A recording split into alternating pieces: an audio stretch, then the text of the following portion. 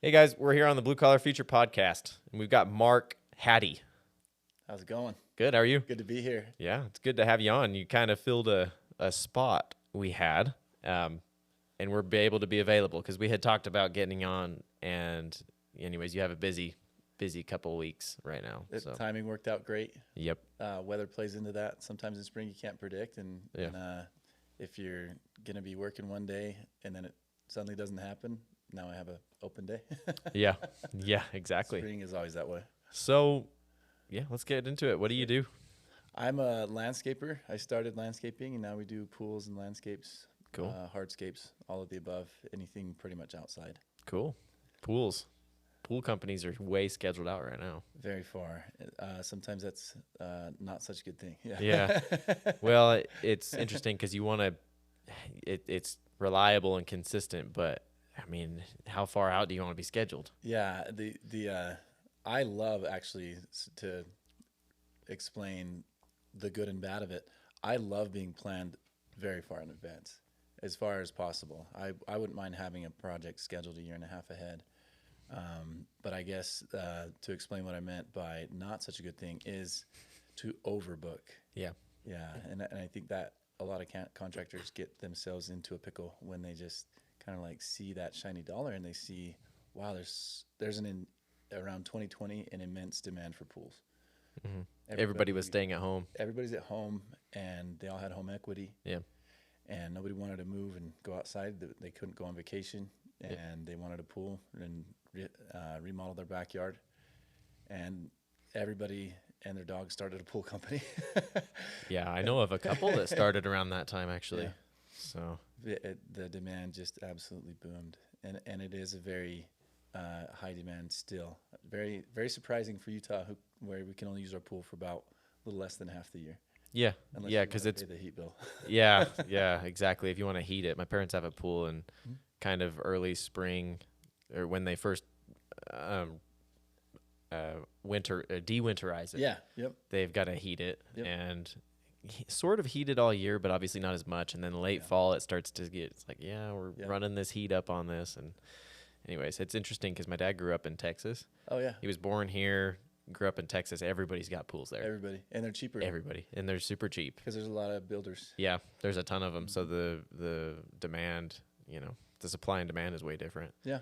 But I mean, you go look at the map view of any Google. community in Texas, and there's a pool like every third house. Yep. So, but they can use it all year. Yeah. Same in Arizona. I did a little landscaping down there, Oh, really? And- every backyard has one. And it's interesting there because they work all year. Mm-hmm. There's no stop. Yep. Year round. It's kind of nice.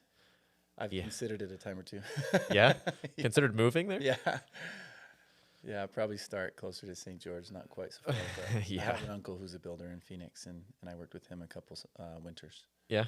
Yeah, so Yeah, it's interesting here because the construction industry is so, I mean, it's like go, go, go, spring and fall. Summer's kind of like people start to get on top of stuff, and Yeah. then fall comes around. They want to get things done before winter. Winter comes, everything slows down. yeah, And that's normal to me and to most people here, but people outside of a place with such different seasons Mhm. wouldn't notice that. I mean, in Year-round. Texas, they year round, and all that changes for them is in the summer. They've got to start earlier most Yeah. of the time. yeah. So- I imagine it would be something that hasn't really crossed their mind. Yeah. Like, so December, January, February, you're telling me you work half as many hours? Why? How do you pay the bills? Yeah, exactly. Well, how do you even survive? Yeah, barely. It makes it so like we were talking about earlier. There's a huge demand for good contractors because there aren't a ton of them out there. Yeah. And that's partially why is it's hard. It's hard because you've got to plan the whole year for those couple months where it's slow. Yeah, I thought of a few things when you reached out, and I was like, what a great idea. A lot of people don't look at the blue collar guys or the trades as a well calculated or organized or a technological industry. no. And so first and foremost, I think this is great Yep. idea to spread the word, using the technology that we have at our fingertips like this. And then also one thing that I hear. This isn't me patting myself on the back, but I am OCD organized. Yeah. And it has always helped me so much. And Yep. I could say, you know, it could be a double-edged sword. You can get a little too particular on things that you can learn to let slide and drive people a little bonkers, especially in marriage. Yep. And so as that relates to work life and employees, organization, planning, Yep. preparation, those are the things that you normally don't go hand in hand when you think contractor. But when I say good contractor, or when I hear customers give feedback or report of somebody they enjoyed working with, it's not so much related to their work. Yeah. No, because a lot of lot of people can do the work. It's the Yeah. communication, the systems processes, the planning, all that. If it's well planned and well communicated, there's less room for anger, frustration, disappointment, and that falling back in the form of dissatisfaction. Yep. And so that planning and preparation is the part that a lot of guys get. They see the excitement, the demand, the opportunity, the money, and it's there. There's so much opportunity in the construction industry and the trades. There's so much money to be made. But equally important to make that money consistent. Yep. And not dig yourself into this massive financial hole is the planning and preparation for every project. And it's not just prior to the project. That planning and preparation that I'm talking about is every morning. You got to be the first one up. If your crew is on site at 6:30, you should be up at 4:30.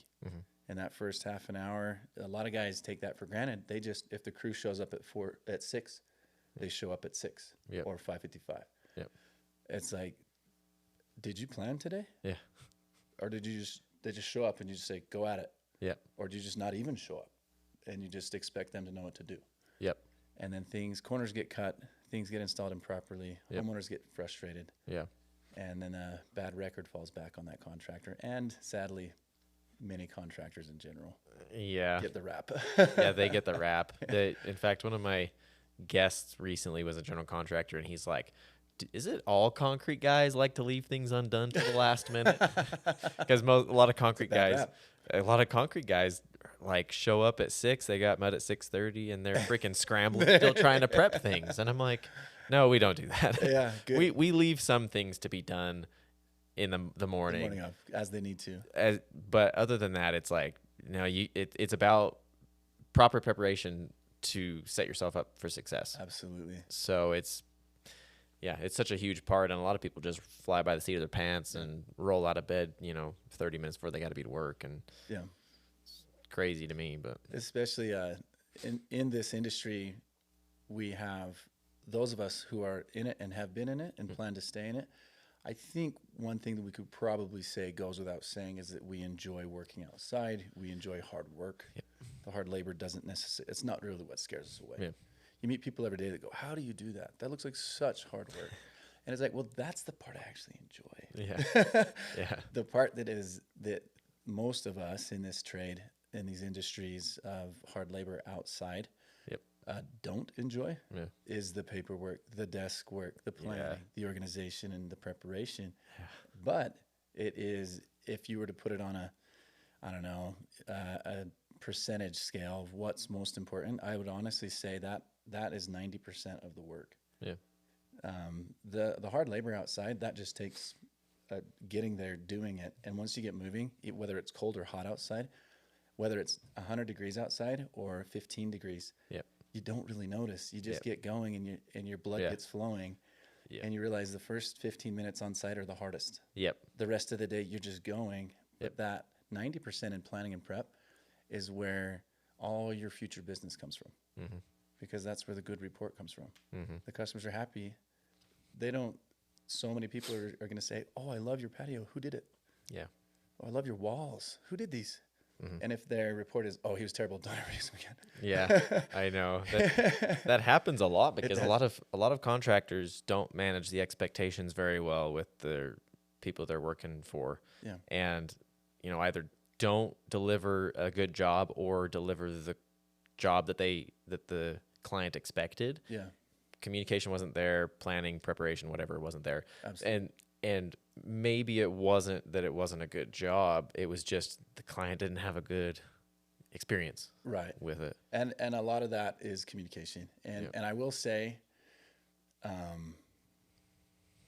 communication is not natural for most guys Yeah. in this industry. That may be a broad Yeah. stereotype, Yeah.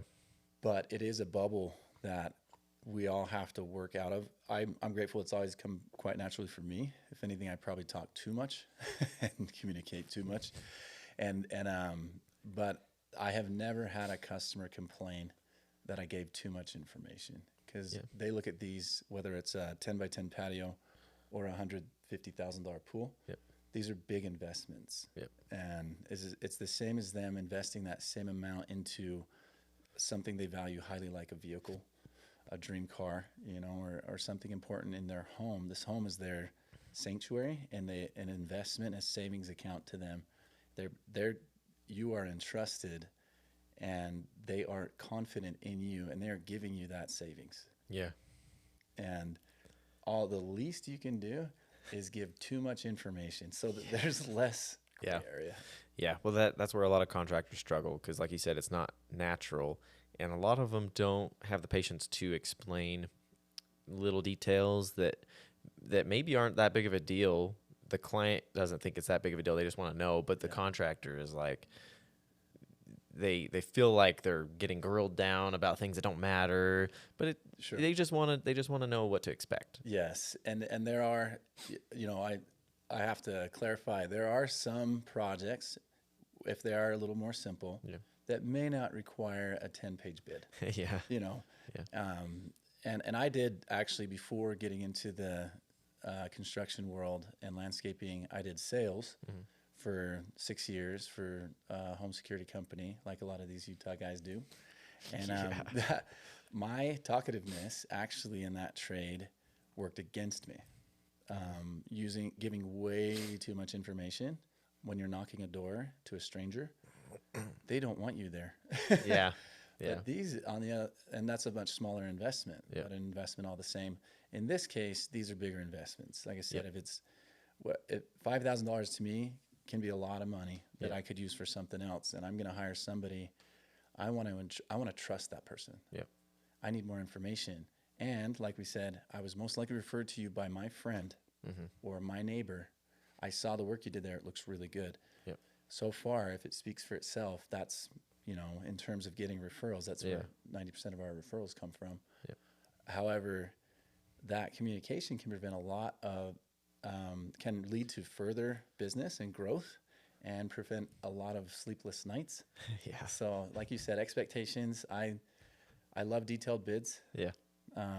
Like I said, I would rather be out there with a pickaxe, prepping and moving my blood and staying in shape and getting that sunshine on my face. I love it. Yep. And I do a lot less of it now, but I still get out there. Yeah. But that part is so important. I've had so many, usually the wife is the one who says, we just felt so much more comfortable with your bid because it was 4 or 5 pages long. Yeah. And the other bid was like a half page written in pencil, and yours was so detailed. And these are pools, of course, and they're investing quite a lot of money, and they want to see detail. Yep. They're like, we have no question on what's included and what's not included. We feel very confident. Your bid was $10,000 more than this other guy, but we just feel a lot more confident in the detail here. And then daily, or twice, 2-3 times a week, I'm texting, this is where we're at. Yep. This is why we didn't get that far today. Yep. So we get behind, like everybody. Yep. But every day I'm like, here's why we got behind today. Just wanted to keep you posted. Tomorrow we plan to do that. Yep. And then I'm doing that either daily or every 2-3 days. I try not to bother them too much. Yeah. But they love it. They appreciate it. That's an interesting distinction you made there, because, you mentioned your home security sales. Too much information didn't help. So we're kind of in an age right now where social media, you hear so much about sales and marketing and all that. And a lot of people are saying, don't word vomit too much. Don't say too much. Don't give too much information. Yeah. But that depends on industry, because it depends on what you're selling. Like, obviously, if it's something smaller or something they're already convinced on, Yes. you don't need to give all that information. And maybe they don't want it, and maybe they're like, okay, this person's talking way too much. Right. Like a lot of times you have to know when to give information and when to let them talk, and that's hard for people to grasp. Yeah. Because it's hard to be like, okay, I need to inform them about this, and then I need to let them speak and talk to me so I can kind of figure out where they're at. Instead, people either go all in or they don't do any communication, and it's like bare minimum. So that's something that's like, it's super industry specific. So it's interesting. It's interesting that you found that to be very successful, because there's a lot of people that are like, don't give more information than necessary. You don't need to do all that up front. They don't Less need to is know. more. Yeah, less is more, all that type of stuff. Yeah, I'm glad you pointed that out, because whether our focus between you and I and those who come in here are talking more construction, concrete, landscape, all that, I think it applies to all business and to anybody who is trying to decide. I think what we do have in common here, all of us, is we're self-motivated and self-driven. And we're likely people who would listen to shows like yours are also self-driven, motivated. That's why they're listening. They want to improve. They want to get better. They may be satisfied with what they do, but they want to get a little bit better. Or they might not be satisfied and they want to do something different. They want to know what to do. Yeah, what to do differently. And so it applies to any industry, not just construction, but it could be sales.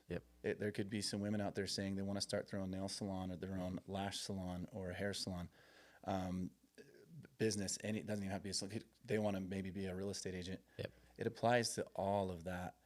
Is whether it works for whether what you're doing right now works for you or not, don't take it personal. I have hired and let go of over 50 guys in the last 7 years since I started. But it's taken going through 50, 55 guys to find 4 who love this. The other 50, it's nothing personal. I've always told them that. When I hired them, I said, hey, this might be for you. You may love it, but it might not be for you. And so I want to tell you up front that if this doesn't work for you, don't feel bad. Don't take it personal. That just means you might like something else better. I'm not going to take it personal.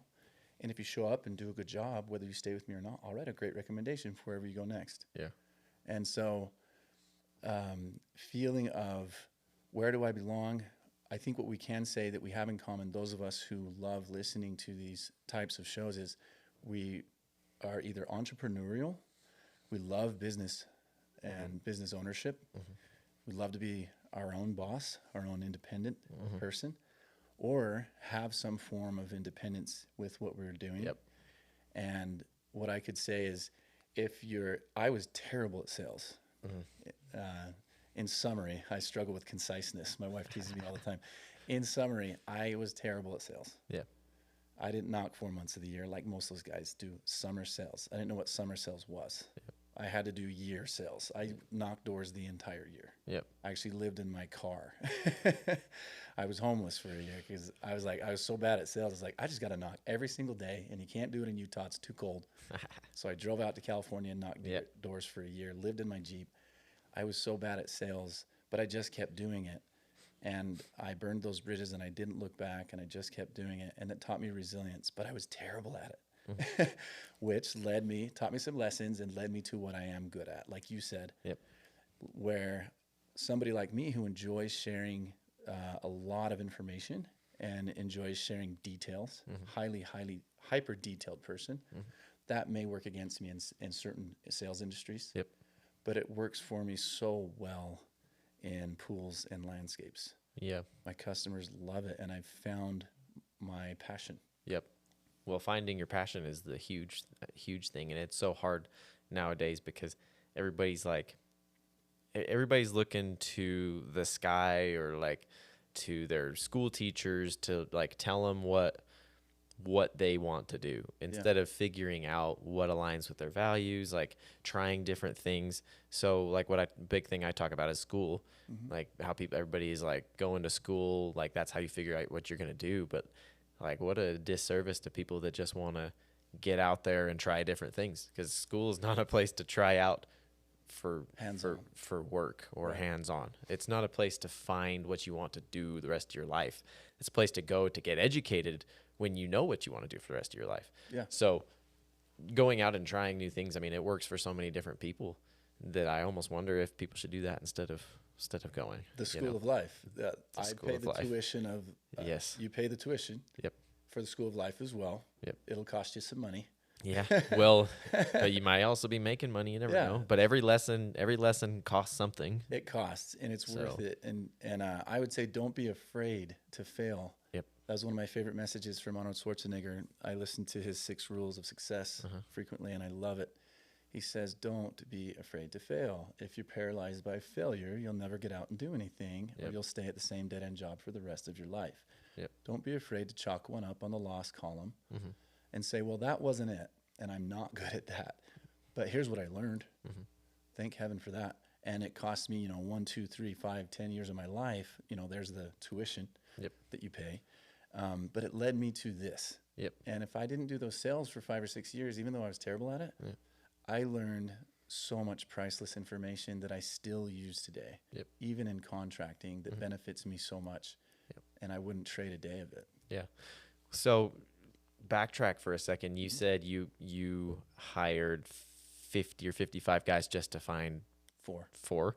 That's a pretty normal percentage that I found. So most people are like 10% of people that they try actually stick around. And I mean, that's true for us. That's actually true for someone I just talked to on the podcast. He said he went through 20, 30 different people before he found 2 or 3.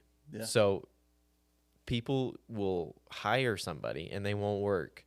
And then it's like, oh, can't find anybody. Yeah. And it's like hire, 1, 2, 3, 4, however many, and just give up because of not being able to find good employees. But that's how it goes for everybody, because not everybody's going to fit in your company, and you can't expect to hire one person and they're just going to work perfect. I mean, it goes to show with they take it as the failure instead of like, what did I learn? So it's like, you got to hire different people. You got to try new things. You've got to bring different people on until you finally get people that stick around, ideas that stick around, businesses that stick around, like whatever it is. Yeah, stick-to-itiveness. Yeah. That was a word that I learned from a good friend. I'm definitely not one of those knew what I wanted to do early kind of guys. Yeah.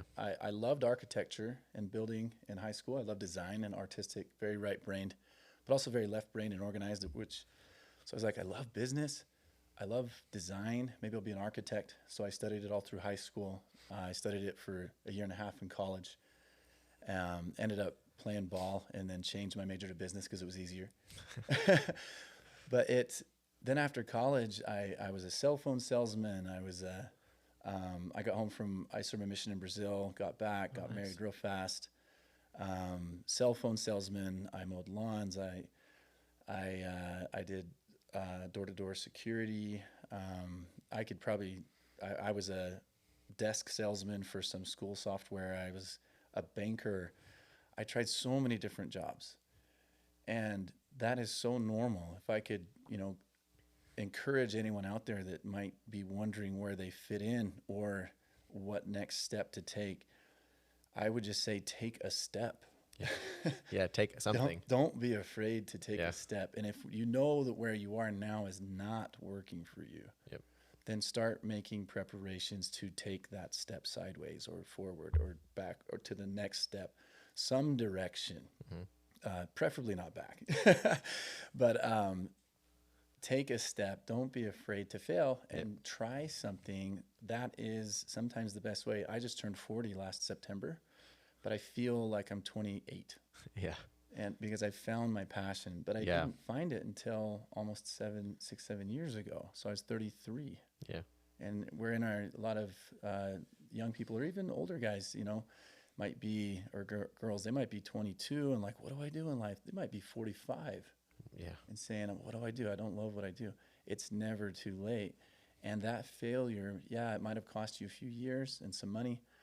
I've had some devastating failures in the last 2 years that didn't destroy me. They taught me so much. And those failures led me exactly where I want to be.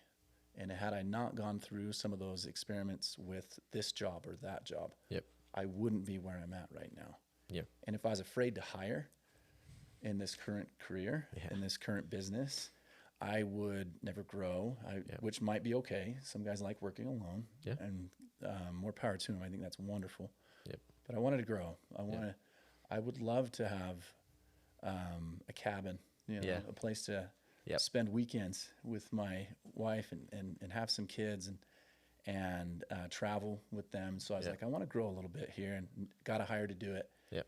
Got it. And so on the inverse, you yourself be willing to fail in those career choices. If it doesn't work, it'll guide you to something better. And eventually, whether you're 33 or 23 or 43, it does work. Yeah. Just keep trying without that fear, like, oh my gosh, what if I'm wrong?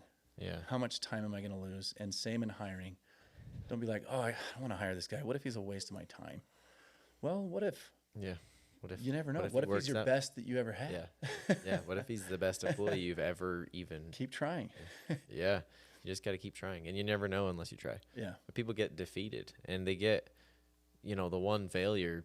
Like, we talk a lot about social media and how the comparison is so easy right now, because everybody is fighting for likes and attention, and everybody's trying to be like other people and show this level of success. So it really is messing with people's minds, where before you knew people around you, and it wasn't so much comparing to people around you. You're focused on what you have in front of you instead of focusing on what other people are doing. Yeah. It's a rough landscape right now, because it's making everybody super depressed, that they don't have it figured out when they're in their 20s. Yeah.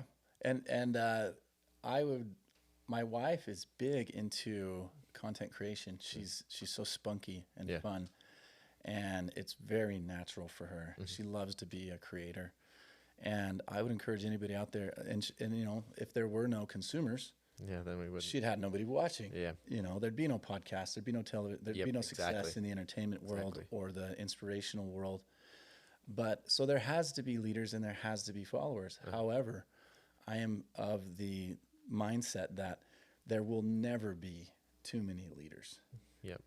There will always be room for more, is what I'm saying. There will always be room if you want to be a leader and you want to lead from the front, but you find yourself more in a position of content consumption in the social media world. I find that when I feel down and empty, in relation to whether it's social media, Instagram, TikTok, Facebook, or television, it's because I'm consuming too much. Yep.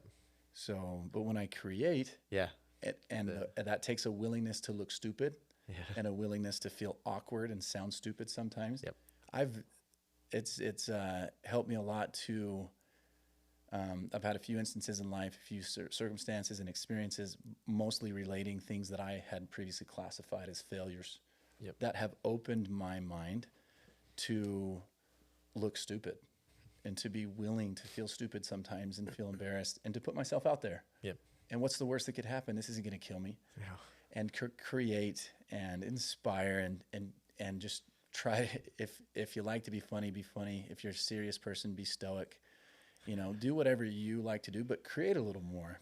I have a friend who's so stoic, and he's such a negative little sass, but he owns it. Yep. And he is that always. Yep. And instead of consuming constantly and wasting hours on end on Instagram, he's producing and feeling empty. He's creating stuff. Yeah. Whether it's in the eyes of a positive optimist like myself, it may not be on that same vein, but it's still, I know him, and I'm like, this is him. Yeah. He's creating. This is great. And so, as what you're saying about social media, I find there are a lot the generations out there, especially the younger, are finding themselves in states of anxiety and consumption. Yeah. And that anxiety, I think, a lot of times follows too much consumption. Yep. And one cure to that is creation. Doing things. Yeah. That's a super important point to make. And you can take that to people's careers, because I think a lot of people in their careers don't have enough that they do to feel fulfilled. And joy and fulfillment comes through creation, through building things, making things, like producing stuff like this, building a business, working on a team at the company you're at to build, projects that you're proud of, all of that type of stuff. And a lot of people don't have that at their place of employment. And maybe that's good or bad. Maybe they don't need it. Most people do need that sort of fulfillment. And you can find it super easy in trade work and blue collar work. And you can really stand out pretty easy if you have a mindset of wanting to grow and learn and expand. But yeah, like so many people just get so down on themselves. And I think a lot of it is to social media. Yeah. And the type of careers that people have right now. And it's so, sitting at a desk all day, it's just not fulfilling. Waiting people. to die. It's just not fulfilling. And if you enjoy that's not what we're talking about. Yeah. Like there are people that have a good time, that enjoy what they do. They kind of just waste time. Like we know people that work on Hill Air Force Base, it's pretty slow up there. Like some people like it, some people hate it. Yeah. It depends. Like there's something for everybody, but there's a lot of people that are really depressed in what they do. They're not fulfilled. And a lot of it is because they're not bought in. They're not creating some things, or over consuming, like whatever it is. Right. It's too much free time, too much information, not knowing what to do with, all that type of stuff. Yeah. And it's all personality based, and there's a personality for everything. And so I don't look at somebody who enjoys a slow job or a desk job. I don't look at them with any sense of loathing. Even though I enjoy being creative and active, the next guy over might really just not want to have to move very much at all, or have to lead, or have to inspire. I actually have one worker who really does not want to lead, but he is awesome asset to my team. And so I've learned his personality, and I've learned his character, and his what he enjoys the most in the form of his work roles. And so then I feed into those roles. And so it's okay to be who you are, just own it. Learn it. Ask yourself, you don't know what you prefer, dig inside and be like, well, maybe I don't want to lead. Yeah. I think a lot of people, again, listening to shows like this are self-driven. A lot of people who don't want to lead don't end up listening to a lot of podcasts. And that may be a broad stereotype, and so forgive me for that. But I think where a lot of us want to create, whether you have a desk job that you don't feel satisfied in, or whether you have started your own business and you really do feel satisfied, but you're wondering what the next form of motivation is going to be, because maybe you've been doing it long enough and you're like, okay, I can do this in my sleep. And what's that next step? Do I want to grow, or am I happy where I'm at? And I would say if you're dissatisfied and you do feel that sense of emptiness at times, then create. And it doesn't have to be social media. It can any sense of creation. It can be a new hobby on the side. It can be fitness. It can be biking. It can be exercise. It can be mountain climbing. It can be hiking. It can be jeeping, side by sides, getting out there. It can be trails, dirt biking, horseback riding. Create. Do something on the side. And then if you do have an interest in that creation, or if you find yourself over consuming and feeling completely empty, that's, about 5 to 10 minutes of Instagram for me is good. Per day, tops. And, but when I spend 30, 45 on it, I'm like, I look after it, I'm like, I could have done so much in that last 45 minutes. And so creation, you can pick anything, any hobby, anything you want to do. You just got to do it. And just make it fun. One thing that I really adore about my wife is that she will record things that most people look at and go, I can't believe she recorded that. And I think that's what people like. People enjoy that. It's like, wow, she totally was not ready for the day. She looked a little ridiculous in that, and she sounded funny, and she just posted it anyways, And so don't be afraid of of how you're going to look to others, or of sounding funny or embarrassing.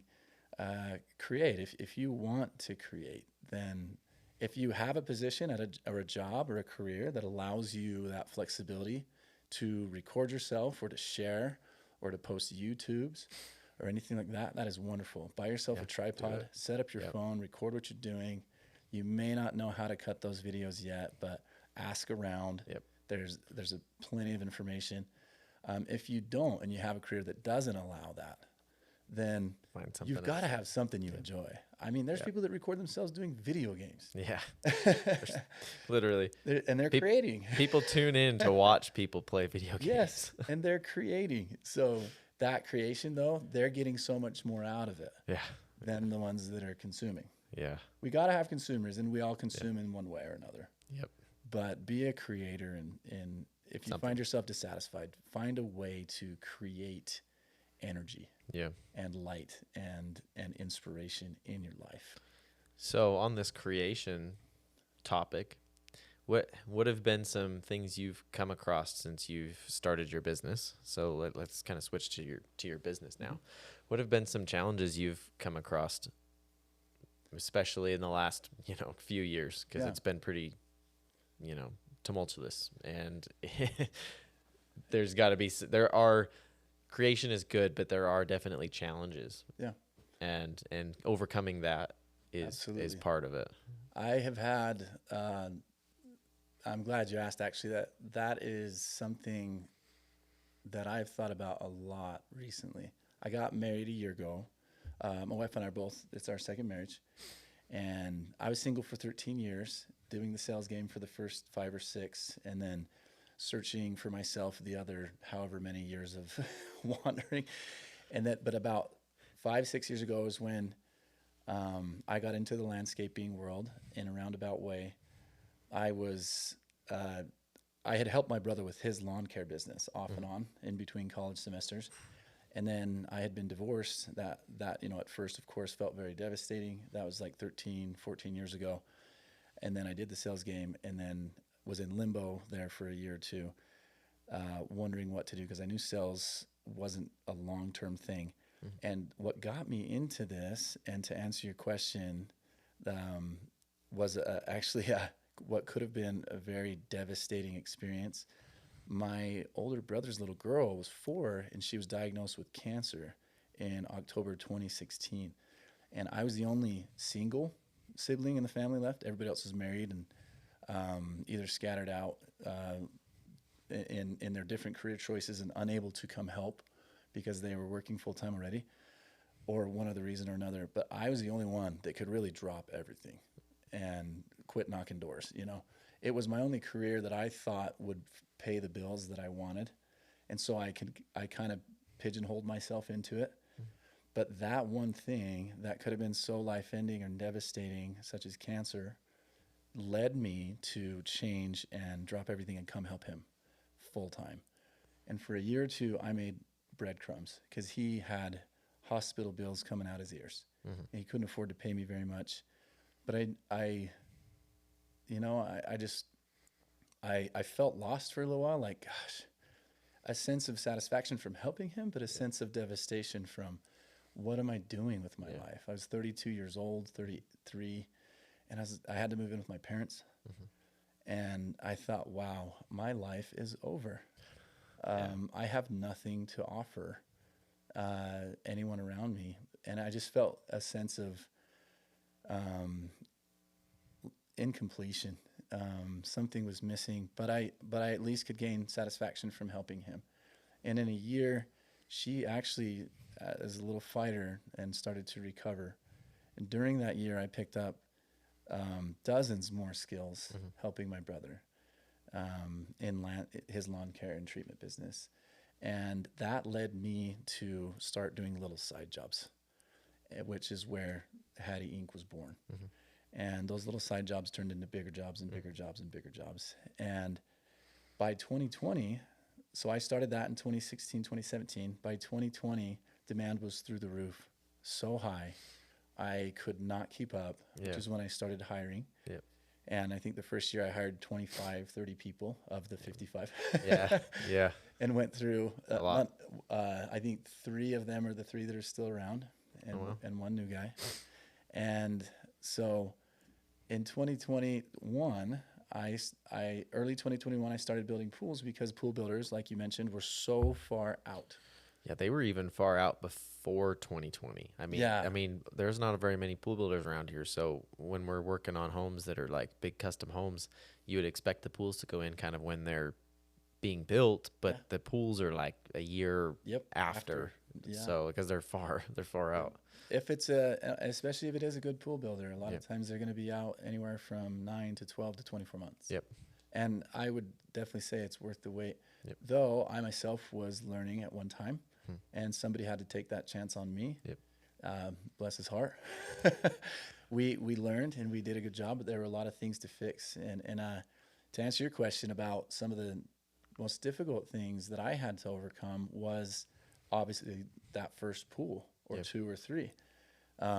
We actually, of the first 5 pools, we lost money on the first 3.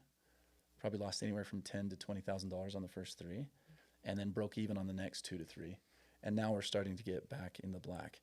But that is the tuition you pay. Yep. I could say now, having done it for 3 years straight, we've done over 10 pools. We don't do a lot, but I do quality. Yep. We lost money on those ones because I went back and fixed things Yeah. out of my own pocket. Yeah.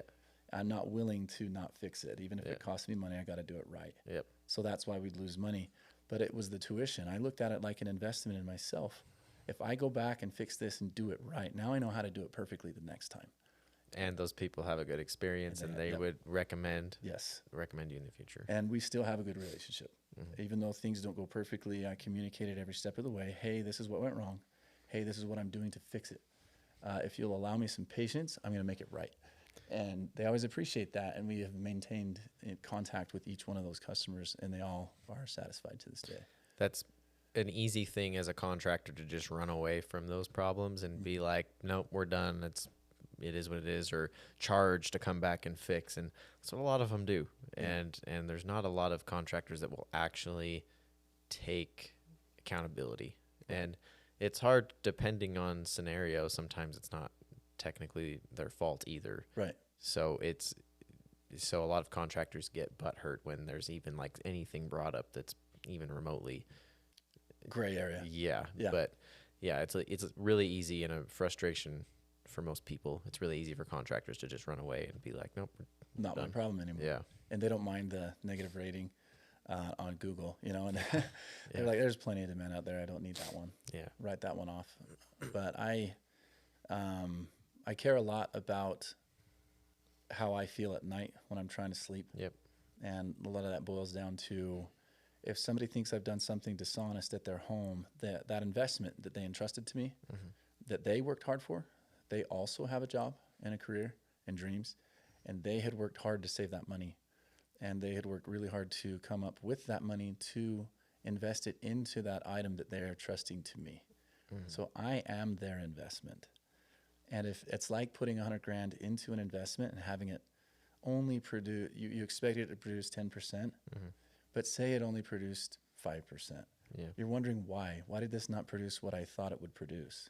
Or say it loses money. And now you, as the customer, are starting to feel like, what did I do wrong? Maybe it was this person that I trusted with my money. This isn't turning out how I expected it. So I don't want to be that guy that they have given that investment to, whether it's $5,000 or $500,000. Yep. I don't want to sleep at night if that person doesn't feel that I have honestly delivered the product that they paid for.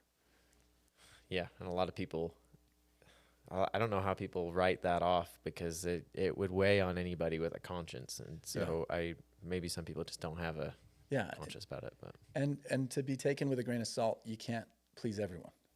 That True. is in my nature, to be a people pleaser, and to want everyone to be fully satisfied at the end of the day is actually pretty impossible. Yep. I don't seek that 100% satisfaction from customers in every scenario. As long as you know you did a good job. Yes, I want to sleep at night knowing I've done the right thing. Yep. And if that involves me having to go back and fix something at my own dollar, that's what I want to do, so that night I can go to bed and go, wow, that was a 15-hour day, and it cost me an extra $2,000, but I did the right thing, and I can sleep so good now. And whether they like me or not, at least I can sleep good. And it comes back, whether that person refers you to anybody or not, I am a firm believer that everything comes full circle. When you do that right thing in your own conscience, then that right thing comes back to you in the form of somebody else going out of their way to do something good for you down the road. Call it the universe, call it God, call it karma. I don't care what you call it, but you get back what you put in. And if you put in good things and you put in what you feel is honest and good, you're going to get it back. But if you cut it short and you get angry and you take offense and you blame everybody around you, everybody else is going to keep blaming you. Yeah, well, it's exactly, you get the energy back that you put out there. So, yes. I mean, if you're out there blaming it on everybody else and all that, you're going to get people blaming things on you as well. Right. If you're taking extreme ownership, if you're taking accountability for everything, people are going to be like, oh, wow. Right. Even if it's not always your fault. Yep. In fact, I say a lot of times the things that go wrong on job sites may not always be your fault. A lot of times it's a misunderstanding or a miscommunication between you and the customer, or you and another subcontractor who dug this up too early or didn't compact it right, or didn't do this and didn't do that. It's like, dude, that was not in my scope of work. Yep. But if the customer, for whatever reason, thought that it was or was under the impression that it was, I'm like, okay, what can I do to make it right? What can we do to make this right? And that's what I try to do. And if I can do that, then I can sleep well at night. Yep. And it leads, in most cases, it doesn't lead to another referral from that customer. Yep. But I feel like you said that energy that I've put out there allows me peace of conscience to continue to love what I do instead of loathing what I do and wanting to get out of it. I continue to sleep good at night and love what I do, even if it requires an occasional repair bill out of my own pocket and a 15-hour day or weekend. Yeah. Yeah. I mean, a lot of this is about managing people's expectations, and that's a hard thing about, really, it's a hard thing about any relationship, whether you're talking about a professional relationship with a client or a business partner or an employee, or you're talking about a personal relationship with your wife. Managing your expectations is huge, and the proper communication is where that comes into play. So, I mean, I think like we've been saying, like, if people are dissatisfied, a lot of times it's because expectations haven't been met. And that can be, it may not have been done wrong, but they expected it to be a certain way, whether or not that was discussed. Right. And it isn't. So managing that is hard because people have expectations, and whether or not they communicate that to you, or whether or not you communicate what you're going to do properly to them, it opens a whole new line of problems. So the communication, the open communication and the over communication, like you say, probably helps manage those a lot better. It does. And it doesn't always start that way. Yep. I didn't over communicate at first because I didn't know what I was supposed to be communicating. Yeah. I was very new, very green, did not understand everything related to landscaping. I knew a lot about sprinklers. That was about it. But now I know walls, engineering. I understand engineered walls, pools. I understand them inside and out and upside down. I understand all that stuff so well, but it took the last 6-7 years, primarily initially upon the start of my first time doing something. That was the biggest investment. And I had to be willing. One thing I could communicate clearly, which I would always tell anyone out there, is when I was new at something, communicate that. Yep. And say, hey, I'm new at this, so I'm going to take longer. I just want you to know that, but I'm going to do it right. Yep. So I'm not going to get it done in a month. I'll probably get it done in 2 or 3, but I'm determined to do it right because that's what you're investing for, right? Okay, cool. Glad we're on the same page. So that willingness to invest that time and that over communication, I didn't do that at first. The willingness was there to do the time, but the over communication, like I said, I didn't know what expectations were there, what I was supposed to be communicating. I think we all go into it that way. That, what do they call it? The fraud. Imposter syndrome. Yes, imposter syndrome. And you all feel that at the beginning. We feel it because we're like, oh my gosh, they're gonna find out that I don't know how to do this. I'm the kind of guy that's like, to be upfront with you, Mr. and Mrs. Smith, I usually subcontract this, but I've seen it done a dozen times or more, and I understand it inside and out, and this will be the first one that we're going to do ourselves. But instead of it taking 2 weeks, it'll probably take me 6. So I just want to be very clear about that. I'm going to go slow, but I'm going to do it right. And so that kind of expectation can really relieve a lot of pressure. And also, I had a good friend who is a builder, and he started getting into the construction world of exterior structures. And he would reach out to me and saw that I was growing my business, and it seemed, you know, from the outside, it seems like things are going well. So he picked my brain a bit. And he had a situation where a customer said, you didn't do this the way I expected. You know, A, B, and C turned out like X, Y, Z, and that is not what I expected. And he called me. He's like, what do I do about this? It's going to cost me $1,000. It was one of my customers that I had referred to him. He's like, it's going to cost me $1,000 out of my own pocket to make this right. And I don't feel good about it because it wasn't my fault and they didn't communicate that up front. Yeah. And I was like, well, let me share an option with you and let's see what you think. And if you don't like it, it's cool. You can throw it out. Yeah. But how about you look at this, since this was your first time this happening, he'd only been in business full time for less than 2 years, I think. I was like, this is your first time where this scenario has happened with this big of a dispute legally. And you could take it to court. You could fight it for the next several months and invest a lot of your time and money and emotion.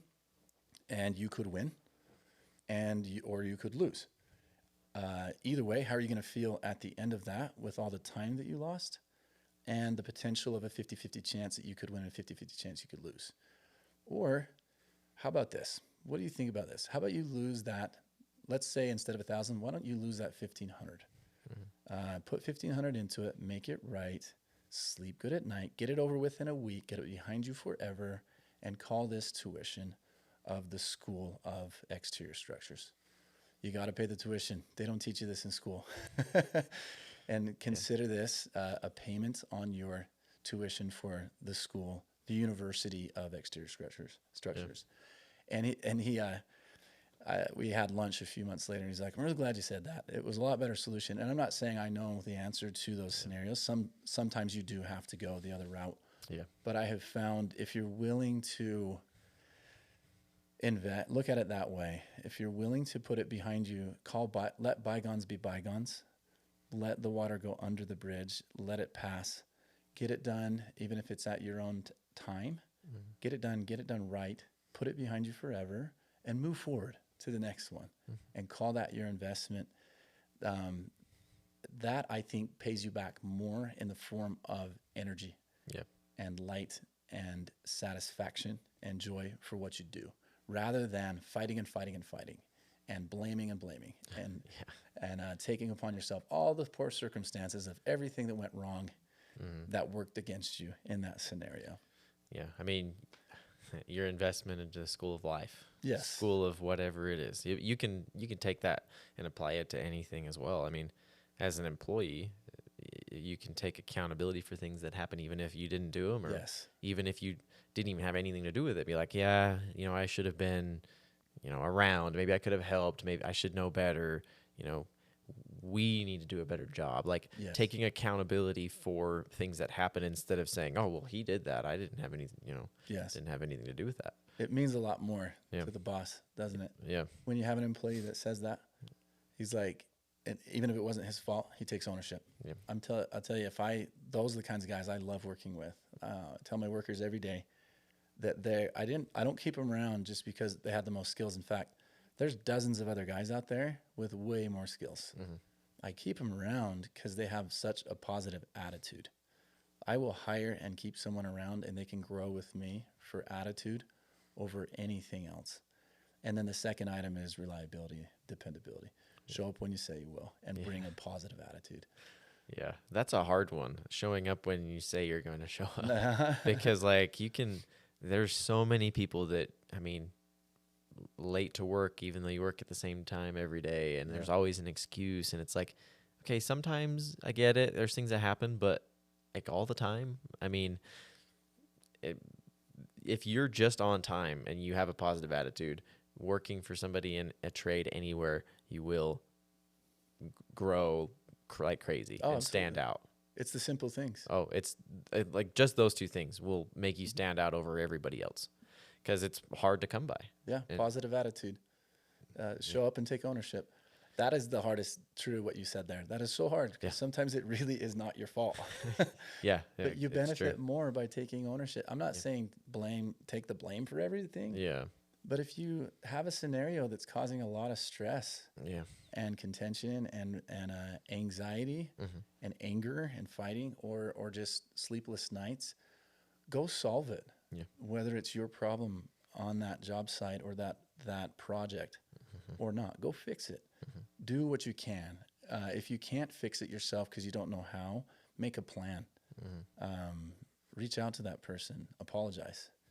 I've had customers that were friends that we got into nearly a very bitter fight with one of them one time because his builder was just pushing me around, not Yeah. physically, but yeah, very verbally presumptuous. yeah, And it was so intolerable. I do not like it when people that aren't my boss yeah, assume that they are, yeah, and start pushing me around, verbally demanding things and telling me when I have to do something. Like, dude, you're not my boss. yeah, yeah, But the customer is, if you want to take it up with them, et cetera. And it just led to this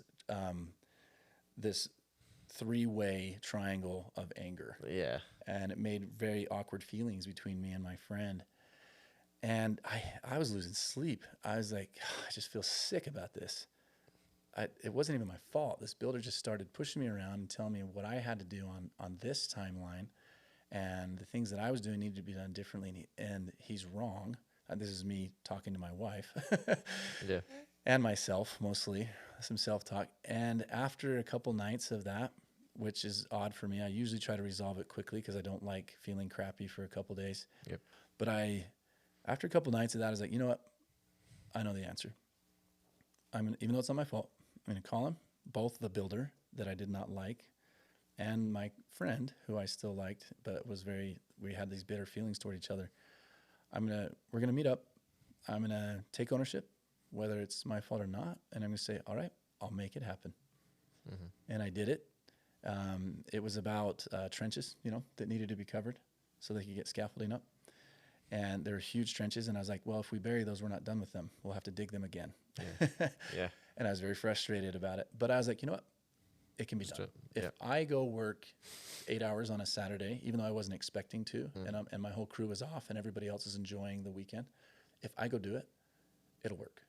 So I just had to be willing to do that. I had to be willing to lose a Saturday to get that done. And so that my friend could go, wow, that was really good of him to do that. And the builder's like, okay, that was big of him to do that. And I think deep down he knew he was being a jerk to me. Yeah. Yeah, well, I think people know that. I think people know when they're being jerks and stuff, but they get so like wrapped up in their head, and it's like they're so stubborn. Yeah. And as soon as you give a little bit of ground, they're like, "Oh." Yeah, and it could be seen both ways. Some people might look at that and go, "Wow, that was really spineless. He's going to walk all over you from now on." And in some cases, you got to gauge the scenario. Yep. I knew that this builder, my friend's like, dude, this guy's a really good guy. Just give him a chance, Mark. And I was like, I get the feeling this builder is a good guy. He rubs me so wrong, the way he communicates. And my friend was like, well, just because you communicate so positively and kindly to everybody doesn't mean that when somebody doesn't communicate with a smile or a smiley face that they're mad at you. It doesn't. Some people just communicate bluntly and it's not personal. He's like, so just don't take it personal when he says these things. He's more just saying this is what needs to be done. He's not demanding of you. And I was like, you know what? Thank you for saying that. I'm going to give it a try. And so, like I said, it took me a couple of days to come around, but I reached out and I was like, hey, I apologize for taking things the way I did. And I'm going to go bury those trenches this weekend. What I actually did was I got the pipes in that we needed in. Yeah. So I went and put in the time, put the gas lines in, put the conduit in, put the irrigation sleeves in, and then I buried the trenches, capped them and stubbed them. And it was done. And I was like, cool, put your scaffolding up, you're good. I lost the Saturday out of it, but I kept a friend and built what became a workable relationship with a builder that could have been so just wrong. frustrating. Just good. Yeah, not good. I could have had, instead of 2 sleepless nights, I could have had, 3 months of anxiety, high cholesterol, bad health. Yep. Because my mind was just angry subconsciously all the time. Yeah. I'd rather get that behind me. Yeah. Shoot, we're coming up on time already. It feels Okay. like we haven't even been talking very long. We didn't even get it. We were going to talk about health and Yeah. working out and We'll, stuff. we'll do a round two someday. Yeah, we need to.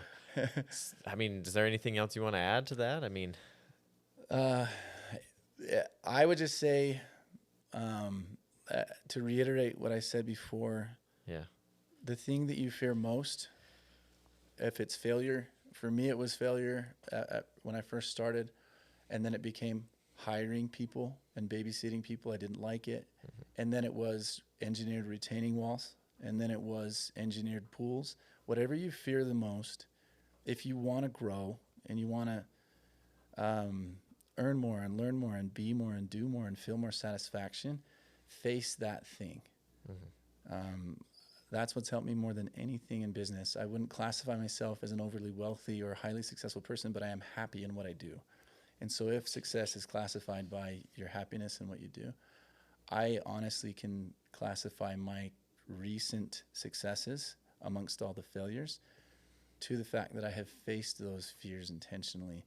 The things that scared me the most, I would wake up a little earlier, make a plan, and attack it. And one little last thing, in a short way to face that on a day-to-day basis, do the small things you fear too. I don't like dark, cold nights and stuff. I don't like working at night or early mornings because it's dark. I don't like cold, and I don't like running. Yeah. So over the winter, I started running in the cold, dark mornings. in the cold, dark morning. I'd get up at like 5 and go run at 5:30 or 6 o'clock, 2 miles. Yeah. And I'd take a cold shower after. Yeah. So now I actually look forward to it. Yeah. I do that at least twice a week, 2 miles in the cold, dark morning. It's not going to be that cold much longer, but I do the cold shower, and it honestly shocks me. If you're not a morning person, give yourself more time to achieve those dreams by taking a really cold shower first thing in the morning. You will become a morning person. Yeah, you'll become a morning person fast. Yeah. It resets your system. But it was a fear. Yeah. And I faced it, and now I actually really enjoy it and look forward to it every day. Yeah, there's something to be said about facing your fears and finding great success from those. Because at the end of the day, what you're avoiding a lot of times is what's gonna benefit you the most. Yeah, so face your fears, make a habit out of it. Awesome. It's been a lot of fun. Yeah, thanks for coming on, Mark. Thank you, taking time out of your busy schedule. Thanks for reaching out. Yep. This is a lot of fun. I really enjoy it. I admire what you're doing here. Thank you.